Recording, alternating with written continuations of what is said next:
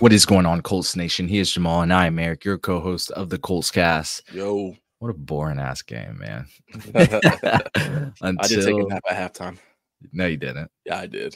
Oh, I get it. Until the very end. I thought I got a little spicy at the end. The Indianapolis Colts, they triumph over the Tennessee Titans 20-17, obtaining our first divisional win of the season. Where are we starting, Jamal? Let's start off with just the Colts getting the dub, man. First off, it was a 2017 game, ugly game. You know, what a boring game, like you said. There's not really much to say about the positives that came, except for the dub is there. We are now second place in division, or remain second place in division, however you want to slice it. Dub is a dub. Dub is a dub at the end of the day, 2017. So I'll start off there. Joe Flacco figured out a way to do what he had to do to help get the team downfield to score. So shout out to that. Go ahead. I really, you know what? No. Actually, let's scratch that. Let's Josh Downs. Josh Downs. Josh, you know what Josh Downs did for us? What? Man, he hit that subscribe button, and then he also commented below with his thoughts. I mean, it might have been just someone with a Josh Downs profile picture, but he did it. Yeah, let's start with the offense. Josh Downs. I think we always forget, like, every week how good Josh Downs is. Like, he's built different. You know, we talked about him pre-draft like that. I'm a self-promote here, Jamal. Every time Josh Downs has a great game, I'm going to talk about how we did an entire pre-draft episode on him and how and why we should take him in the early second round. We got him in the third. Look, we forget that Josh Downs finished top 10 in open target rate last year, according to PFF. I think we forget that his separation ability is built different. We saw that on his first touchdown grab. I mean, he was wide open, had leaping catch in the end zone. I mean, it's just showing this season that we had to have him. It sucked that we didn't have him at the beginning of the year, but he got slept on during the draft. He's going to get slept on the entire year, and it's all because he's too small and stuff like that. But he's looking like the Colts' best receiver, the most reliable, the one that, hey, look, who did Joe Flacco trust the most this game? Trusted Josh Downs. Josh Downs had 7 catches, 66 yards on 9 targets, 1 touchdown. MVP of the game, possibly. I think so. There. I think he takes it. I think he takes it. And that's one of the things we talked about. We were talking about since pre-draft, like you mentioned, man, his ability just to get behind the linebackers but still stay in front of the safeties, or it's just phenomenal. That, and clearly him and Flacco have really got on page with, even with him breaking away from routes, figure out where he's going to go next. Like, they don't just try to rush the ball to him. They let him figure out a way to get open because he's such a clean route runner, and he's so crisp, and he can just cut. And when he's so fast, boom, all of a sudden you got a quick window to get it to him, and they figured out a way to get the ball to him, and it looks great when he's moving. Yep. And he's our prime. He's our prime Tyler Lockett, man. Tyler Lockett got slept on his whole career with the Seahawks, man, and Tyler Lockett balled out, and he's still doing pretty well for his age. But now we got Josh Downs over there, just elite slot receiver skills right now. You know, Joe Flacco. So the Joe Flacco, the Colts fans, I think it's a small percentage of the fan base, but you know, the ones that state that we got to start Joe Flacco this season, man, it was so funny. So when he threw his first interception, the commentators were just praising Flacco at that point. They were. Yeah, literally 2 seconds later, he throws a bad pick. You know, when Richardson does it, he gets criticized to the bone. But Flacco, man, y'all ain't got no words, huh? Y'all just, life goes on. I think what I will say to that is, I think that, you know, they're using a bias that Joe Flacco was a Super Bowl winning quarterback who won an MVP, so he's allowed to make those kind of mistakes. He's allowed to. I'm not saying that he is. I'm saying that's what they're projecting. I'm saying that he's allowed to make those, but not the 21, 22-year-old quarterback who has under 20 starts in his lifetime. Okay. Hey, look, this just proves, and I like what Joe Flacco's doing, but you know, the narrative that he should start in the rest of the season, we got to put it to bed. I really think this offense is just better, even through the ups and downs, with Richardson under center. I mean, plain and simple. And actually, this offense was basically plain and simple up until the fourth quarter again. It was the same game plan, Jamal. It's just not only is it more fun having Richardson in, but just in my opinion, it just seems more explosive. I know we're without Jonathan Taylor, so that kind of makes a difference too. But this goal line offense is a perfect example. There's just more plays in the bag for Richardson than there is for Flacco, and that's when it can get stagnant. The defense knows what they're going to do, that there are limitations, and that's why I stood on business by saying this offense has a higher ceiling with Richardson in. I do you agree? So I have to play devil's advocate here. I think that the in my personal opinion, the real determining factor is Jonathan Taylor being in the game. It really is. I think that obviously, yes, offense can be way more explosive with Richardson in there because Flacco can't run RPO. That's let's just be crystal clear with that. However, what I will say is this. I think that if Jonathan Taylor was in the game with Flacco, we would be having a different the tone of the conversation would be different. We're talking about Flacco's having to deal with Trey Sermon and Tyler Goodson back there with him. What will Richardson be doing right now with Trey Sermon and Tyler Goodson? I don't think that either of those running backs pose a threat the way Jonathan Taylor does, the same way that Richardson or Flacco doesn't pose a threat the way that Richardson does. So I gotta say, while I do agree that I don't want Flacco to be starting back there every single game, I don't want that. I have to say that it's hard to give a true thing when Richardson has had the luxury of playing with JT back there towards scary. It's scary hours. That's scary hours. It ain't scary hours with Flacco and Sermon or Flacco and Goodson. I mean, Goodson had a good couple of runs there, man. I mean, he had some big plays this game. I would say we wouldn't have won the game without him. I mean, he had 2 really incredible plays, 8 carries, 51 yards, average 6.4 yards per carry. I don't know, man. Yeah, Trey Sermon that's like Jonathan Taylor's worst game being like that and like that. So I mean, it's hard. It's hard. 6.4 yards per carry is Jonathan Taylor's worst game. Jonathan Taylor's getting that with getting 20 carries, 20 plus true. Carries. So it's hard. I don't know. I can see it going either way. You don't like Richardson, man. That's all right. No, I never said that. Yeah, he's trying to get back at me because I got you last episode. But no, for real though, I do agree with what you're saying though. Obviously we all know that it's way more explosive Richardson at the goal line. I do hate that. At that point, we did all this work of passing the ball to get down to the goal line. Then they said, we're going to just run it 3 times in a row. That was dumb, in my opinion. We went forward on that 4th and 3, and we got the first down. Then do the same thing that got you as far as they did down the field. They just said, we're not worried about passing. We're going to try to run it. And that's and I know that you can't. Goal line offense is different. Everything gets tighter in there. I agree. So at that point, he can run a play action, though. He don't have to do RPO. He can run a play action. Yeah, he can. I mean, sure. But all I'm saying is when you got Richardson in there, you got the zone read in there. Yeah, you got the RPO, which has an extra option with Richardson running. It all just encompasses it goes around Richardson's ability to be mobile. Mm-hmm. You might have an extra person looking at him when the play is 1 to 2 seconds in. It's just different. I know Richardson doesn't hit those short to intermediate passes, but his trajectory is hopefully he will, and he needs live reps and he needs to play. 100%. I was really sad he didn't play today. Yeah. Can we talk about that for a second? Because I heard he had some lingering discomfort going into the game, and they kept it safe, which against the Tennessee Titans, you probably want to keep it safe, and it turned out to work for them. But why I disagree with that is the same like energy we have where we say we don't want Flacco in there.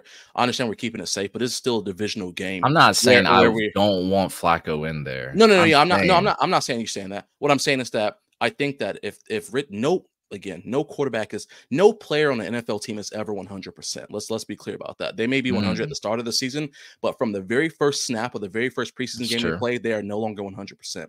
So to like hold this thing and hold him onto the sideline like that, and then because in my opinion, if you're gonna have him out, say he's not playing, don't put him as emergency quarterback 3. He is completely out. So and I know people are like, well, it's not his call. It's just in case. I know, but that's most of the quarterbacks would have to get hurt. So Flacco and I agree. Ellinger, whoever, yeah. So, and the odds of that happening are like -1,000. Right. So he was there just in case. My point is this: if you have a quarterback who we all know, coaching staff, fans, the quarterback all know he needs the reps, even if there's a little bit of a feeling of you can't get the job done, then we have big issues. We got to figure out what's going on and why, because he should be out there playing. They said if this was a playoff game, he would be out there playing. Correct. A divisional game, in my opinion, is a playoff game because we need to win the division. Yes, we need to win the division. So we got to be out there. Division. We don't have to win. We don't have to, but we need to win the division. Is it 3 wild card teams now? We need to win. We need to win our divisional games. Point is this. Again, if we're going to sit here, so we can't, but how are we going to sit here and say that he needs all his live reps, but then we're okay with him sitting on the bench because of whatever the case is? No, you have an argument. And then there's devil's advocate, just like you did with the Flacco situation.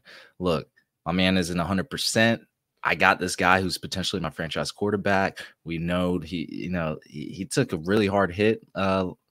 Actually 2 hard hits last few games ago. Maybe we take it safe and get him to that 100% mark next week and just say, look, Flacco is a competent backup, and he's going to start for us against the Tennessee Titans, who, by the way, are not that good. So I think it was not even a gamble. It was just playing it safe. Like, look, we won. We barely squeaked by. In hindsight, this is great. We won by 3 points on the road.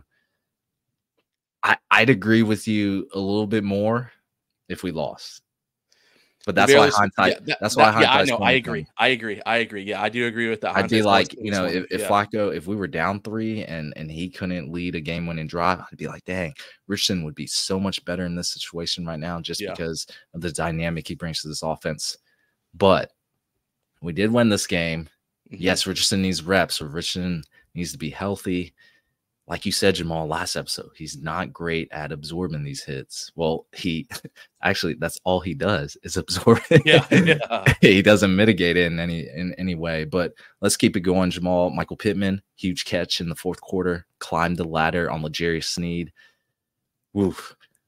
All I'm saying is, man, we talked about wanting Sneed way back when, but boy, we was eating on him. I ain't going flex. Sneed did get burned. He got burned multiple times this game. We definitely got to call that out.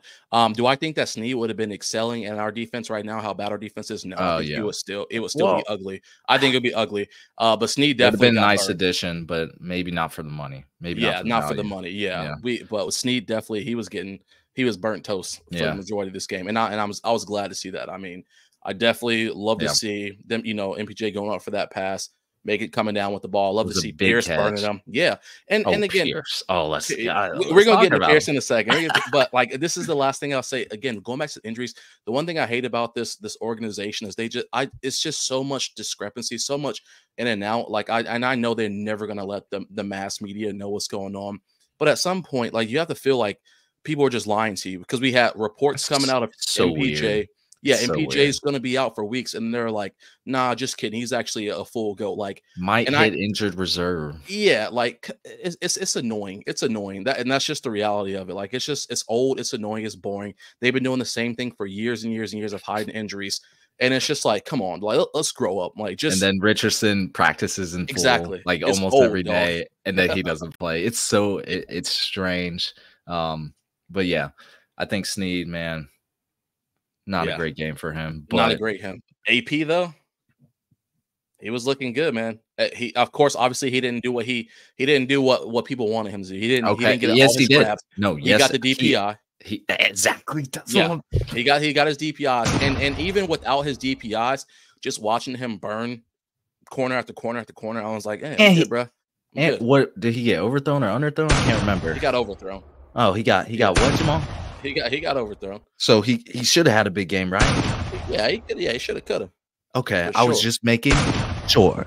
Okay, because my boy Alec Pierce, I love how he gets the same exact treatment just his last game in the Flacco game plan. 0 targets, the first 3 quarters, and then 4th quarter, Shane Steichen is like, all right, it's time to unload, baby. Send them all downfield, baby. And what did he get? How many targets in the 4th? I got 4. Yeah, I think that was all in the 4th quarter. So you gotta love it. I think he did exactly what he was supposed to do. Without a doubt. DPI. I mean, a DPI goes a long way when you run as far as Alec Pierce does down the field.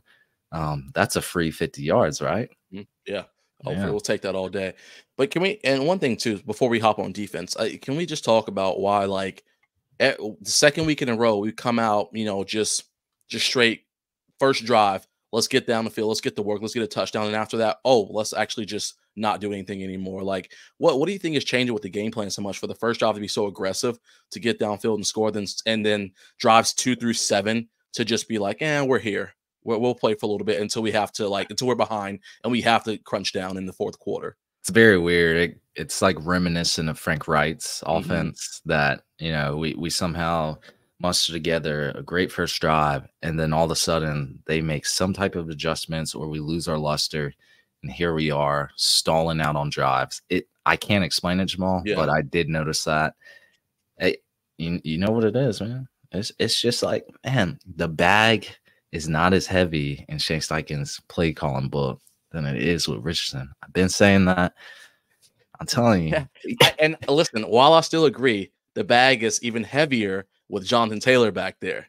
Oh yeah, you're right. And so, like, I'm sleeping on Jonathan Taylor. You're right. Yeah, because they even put up a stat there. When JT is in, we're running 45 run plays a game, versus when he's not in, we're running 29, 27 or something like that. I mean, he's one of the best running backs in the NFL. Yeah, so you're right, Jamal. Production is crazy. I'm not sleeping on him, but I'm not remembering his impact on the game. So, because he's been out for a little bit, which sucks.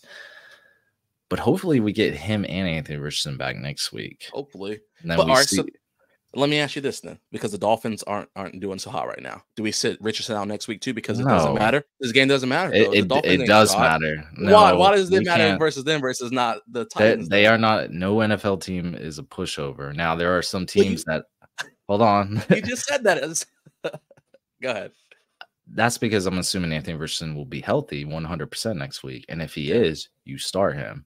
If he's still having some discomfort, then he probably should have been on IR, but because that would be 3 weeks. But I think there was some optimism going into this game, but he tried that thing out. He tried the oblique out. He was like, yeah, I mean, I can go. I want to play, but he shouldn't have said it. He was like, man, I'm feeling some discomfort. So look, we need to, I said this last episode, we need to get the momentum rolling, and we need these 2 wins. So against the Titans and against the Dolphins. I need Richardson playing if he's healthy. That's all I'm saying. All right. So, but if he's 100% healthy or what? If he has no discomfort, my man should be under center doing what he does best. I think the only thing that scares me with it is just like with an oblique. I mean, you think that's going through your motions. Obviously, you're using your hips up through your torso every single day to do everything you do. Like, I don't think you can ever not be discomfort there. You know what I mean? Like with an injury towards there, without not using that muscle. I think that it takes forever for that to recover properly, but unfortunately, he has to use it every single day to do his job. So, like, I think that's where we get into the hairy situation of he can technically probably never be 100% unless, like you mentioned, he was on IR and had 4 weeks of non-throwing, blah blah blah blah blah blah. Going down that rabbit hole. I'm gonna trust the Colts medical staff that they get it right. If the team doctors clear him, he's good. If Richardson has no discomfort, I'm like. That's all we can go on, because I'm not a doctor. I don't know what's no means me either. I was just asking your thoughts on it. No, but rounding out with the offense, I thought Mo Alley Cox, we talked about him, how we were we were kind of low on him, and now I'm thinking he's probably one of our best tight ends, if not the best one on the roster. He's come up in a lot of situations. I mean, I'm pretty sure he was the second leading receiver for in terms of reception yards. So, Molly Cox, he does his thing. I like it. I thought for the offensive line was pretty fine today. I thought Ryan Kelly struggled a little bit. So we got to find some reps from Tanner Bortolini, whether it's at center, whether it's at guard. I think that might have been a hidden gem, man.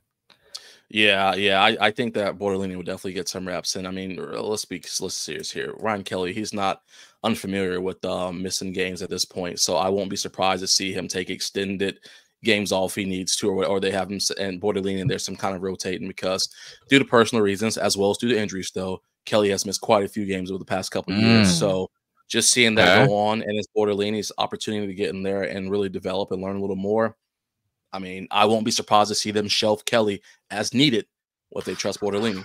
Or shelf Kelly on, indefinitely. He is an unrestricted free at the end of this year, right? Yeah. Yep. I was gonna say, that could be. That's going to be a big decision because I mean, my man's making over 11 million this year. Yeah. It's just that's going to be that might be a whole episode, man. Like, let's talk about Ryan Kelly.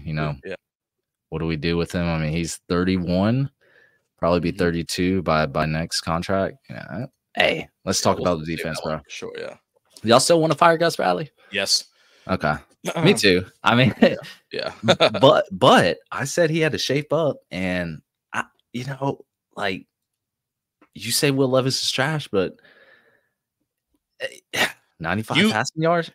You literally went on like a 4-minute rant at the pregame episode talking about how bad Will Levis is, how he was just going to give us freebies, and he did. So yes, Gus Bradley's butt is not saved because Will Levis sucks. Like, let's be clear. Calvin Ridley had 8 targets, 0 receptions. I don't think all that was coming from lockdown corner work. Oh, that's what hold on. I said I don't think all of that. I didn't say that Womack wasn't out there balling. I didn't say that Jones wasn't out there. I said that I don't think all of that came from our cornerback shutdown. Yo, shout out Sam Womack. I mean, Womack was doing his thing. And you doubted him. I never doubted him. What? Yo, you was like, it was only one game. I said, yo, hold up. What if he do it again? Sam Womack has been electric for this defense. Despite this defense playing poorly overall. I mean, again, 2 pass deflections. He made 1 really hard hit on Ridley, I remember. I don't know. Sam Womack might be cornerback 1, bro. Like, hey, he's out there eating. I'm got to give credit where it's due. He's out there eating. And you're right. He has been doing it for more than 1 game at this point. So give that man his flowers. But I will say, I mean, this defense did look like the worst defense in the NFL to start the game. Despite, Will Levis only having 95 passing yards, it did feel like they were getting a lot of ease and completions in that first, second quarter. Tony Pollard was running all of Russ. Tyjae Spears kind of as well before he got hurt. But, again, the pass rush, the injuries are evident now. We're not getting to the quarterback. I mean, we got a little bit more pressure this game, like Latu and Odengbo. They got to the quarterback, but we're not finishing. Like we were sack monsters last year. Yeah. We were getting a few sacks in the beginning of the games this year, but that was when we were healthy. So, man, I just feel like if our pass rush was back, it makes everything easier for this defense. But I will say we didn't allow a single point in the fourth quarter.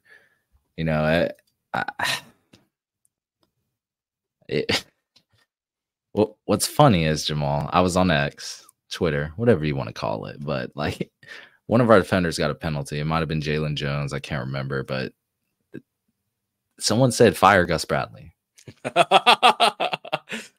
Gus told him to go up and get that penalty, baby. Did Gus commit that penalty? Was he holding? Was he committing that pass? Like, this is what I'm talking about. We got to keep it a buck. We can't sugarcoat it. Like, yes, we probably don't want Gus Bradley probably after the season. Will he be there? I don't know.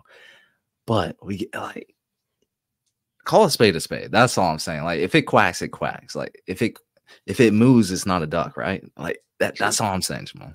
Yeah. And I agree. I mean, again, those kind of things like that, those penalties, whatever the case, you can't call that on Bradley. Like I've always said, I call it on incompetencies and hard numbers that we've gone over episode over episode. I'm not going to go back to those numbers today, but I call a regressing defense. I call that Gus Bradley's fault. Year over year, end over end, regressing defense is Bradley's fault. But I'm not going to call penalty or whatever the case is on a player who made a mistake the DC's fault, because like he didn't whisper. Yeah. He didn't say, "Hey Zaire, tell him to get a DPI on this play." Like, no, it doesn't work like that. Speaking of penalties, what'd you think about the officiating this game? Because I'll tell you my opinion a little bit, but 11 penalties for the Titans. Yeah, I mean, if that was our way, if we had 11 penalties, I would be raging in here. Yeah. There were and they got some no calls too. I'm not gonna flex. I forget. It might have been Jalen Jones again. I keep saying his name, but it was on DeAndre Hopkins, and it was a clear pass interference, and it was a Yeah, they missed didn't call call. that. Yeah. But all I did was I know, because they was giving us calls left and right. And I'm like, all right, bet. yeah. I'm not gonna say nothing, but all right, bet. I don't even think with that call they would have won the game. So it's not like a Cleveland Browns Indianapolis Colts game from last season. But man, I don't know. I will say Leroy Watson, the right tackle. I mean, he was trying to be like, look, this Gus Bradley defense is nice, because that man had like 4 or 5 penalties today. The right tackle boy, my man was. I mean, sheesh. Julian Blackmon had a huge interception in that fourth quarter. Off that horrible, should have had to horrible Will Levis throw. I mean, he had hang time on that football. That shit was in the air for like 5 seconds. I don't know. He could have came from the parking lot and had a chance to catch that. Dog, that's the Mayo man. He had a chance to run across from the other hash to get that pick. So yeah, that's y'all's boy, Titans fans. So that's y'all's franchise quarterback. So y'all have fun with him. I mean, I will say he's had more starts than Anthony Richardson, and I will say I still would rather have Anthony Richardson than Will Levis at this time. Yeah, without question. So the fact that he's had more starts and still not looking better. He's had more starts too in his college career. Hey, we won't talk bad about Will Levis. Hey, man, look.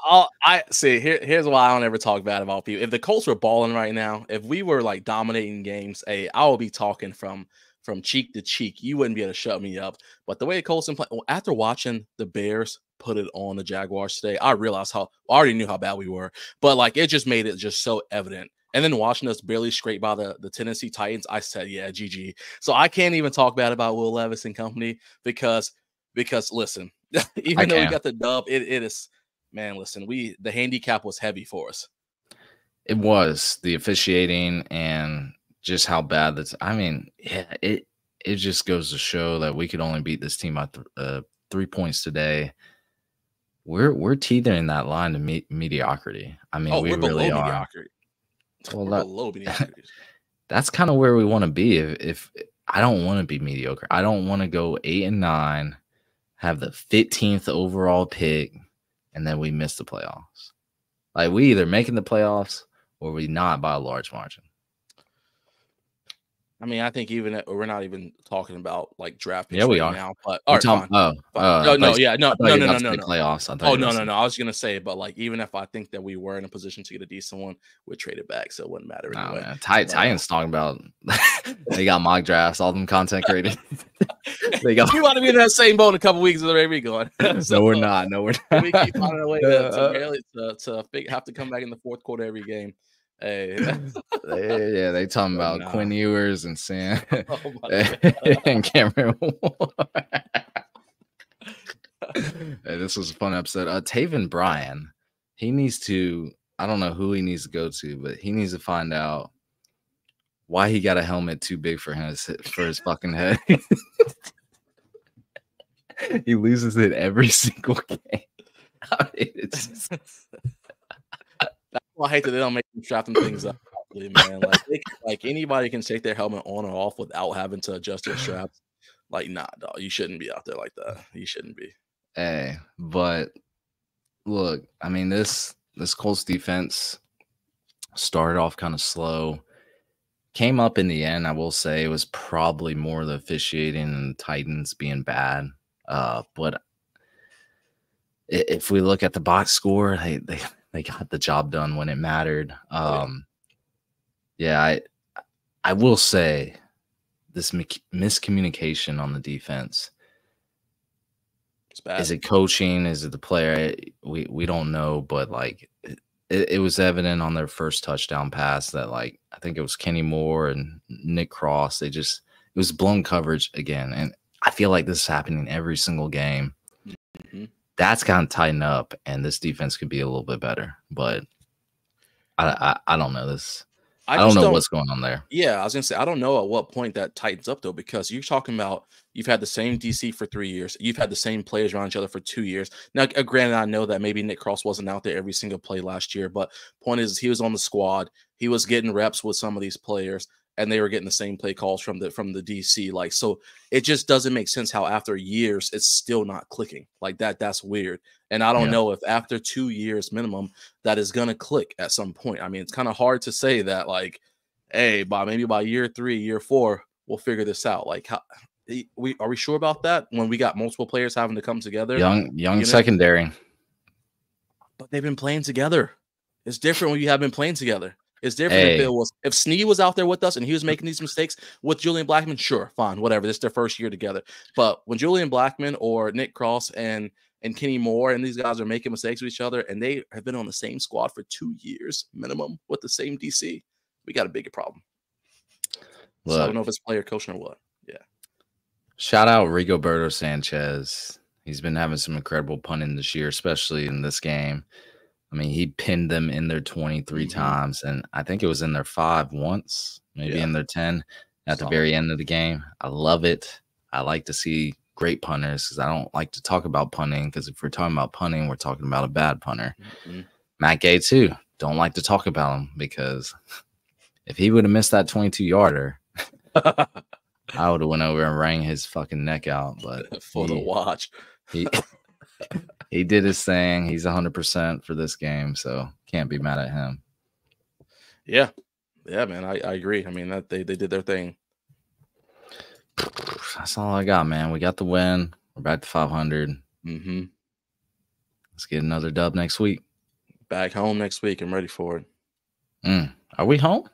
Actually, are we away? Actually, yeah, I think we're back home. No, no, we're home. I just want to make sure. Yeah, after you said that, I was like, dang, are we home? Yeah.